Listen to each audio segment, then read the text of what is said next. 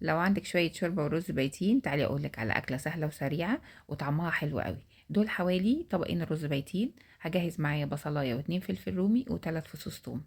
هضربهم في الكبة وهحطهم على النار يتشوحوا مع معلقتين سمنة بلدي. كان عندي بسلة وجزر في الفريزر، اخدت شوية كده يعني شوية بالبركة كده، مش كمية محددة يعني. وطريقة تفريز البسلة والجزر سهلة جدا.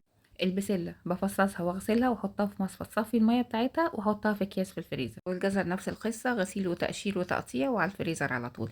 الخضار ده ما بيتسلقش ولا بيتعرض للبخار ولا اي حاجة، وبتكون النتيجة بتاعته تحفة. وبيقعد وقت في الفريزر وما بيحصلوش اي حاجة ولا طعمه بيتغير. انا هنا ضفت البسلة والجزر مع البصل وشوحتهم شوية وغطيتهم عشان يستووا.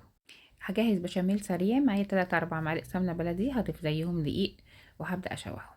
من وقت للتاني هشوف البسلة والجزر، لو حسيت ان هي محتاجة سوائل هضيف مغرفتين شوربة من المتبقية عندي. وزي ما كلنا عارفين ان البشاميل عدد معالق الدقيق بتساوي عدد معالق المادة الدهنية. هنحطهم بقى سمنة، هنحط بقى ميكس سمنة وزيت حسب المتوفر عندي. هحمر الدقيق في السمنة كويس، واول ما ريحة الدقيق تبدأ تظهر ولونه يبدأ يبقى لونه ذهبي شوية كده، هبدأ اضيف الحليب. يبقى ضفت هنا ل5 معالق دقيق لتر حليب. وهضيف كمان حوالي مغرفتين 3 من الشوربة، بحيث ان القوام بتاعهم انا مش حابة القوام يبقى سميك قوي. وطبعا هنظبط بعد كده الملح والفلفل ونظبط القوام. اهم حاجة واحنا بنضيف الحليب نقلب بسرعة عشان الدقيق ما يعملش تكتلات معانا.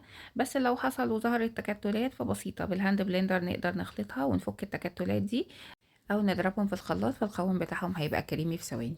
كده البشاميل جاهز والبسله والجزر كمان جاهزين. هجيب الرز البايت اللي عندي، انا سخنته الاول عشان يفك من بعضه كده ما يبقاش فيه تكتلات. وهبدا اضيف عليه كميه من البشاميل وهخلطهم مع بعض كويس. وهجهز عندي اي صينيه او بايركس وابدا ارص اول طبقه وهي الرز. هضيف الرز كله وهتبقى دي اول طبقه ليه، وهبدا اسويه بالمعلقه بالشكل ده. تمام. بعد كده هضيف الطبقة التانية وهي الخضار البسلة والجزر. انا نسيت اقول لكم ان انا وانا بشوح الخضار ضفت له ملح وفلفل و7 بهارات. لكن راعيت طبعا ان انا ما اضيفش ملح كتير، وده لان انا سويت الخضار ده بالشوربة اللي كانت باقية عندي. والشوربة دي الملح بتاعها كان متظبط، فضفت شوية ملح صغيرين. كان متبقي كمان حوالي قطعتين 3 لحمة، قطعتهم كده قطع صغيرة وضفتهم على الوش. وبكده خلصت رص الطبقات، وباقي اخر خطوة هغطي الخضار كله بالبشاميل. وطبعا هضيف كمية بشاميل حلوة، لان طبعا البشاميل لما بنضيفه بكمية كبيرة على مكرونة او اي خضار بيدي طعم جميل. كده خلصت البشاميل كله. هدخل الطاجن الفرن، اخد حوالي ربع ساعة، وده طبعا كل المكونات بتاعته مستوية فمش محتاجين ان احنا نطول المدة عليه. ضفت كمان شوية موتزاريلا وفتحت الشواية حوالي 5 دقايق. وبقى عندي احلى طاجن رز بايت بالبشاميل.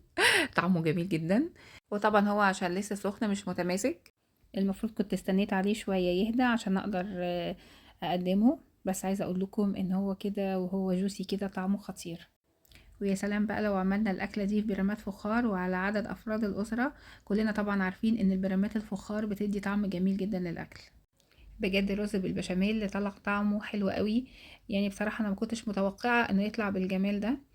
أنا استنيت عليه يهدى شوية وعشان أقطعه معاكم وأوريكم شكله كمان. بعد ما هدي بيكون سهل في التقطيع والتقديم، وبيبقى شكله كمان أظرف. ده هنا بعد ما هدى شوية. اللي هيجرب الوصفة دي انا واثقة ان هي هتعجبه ان شاء الله، واللي عنده افكار تانية للرز بالبشاميل يقولي عليها عشان اجربها.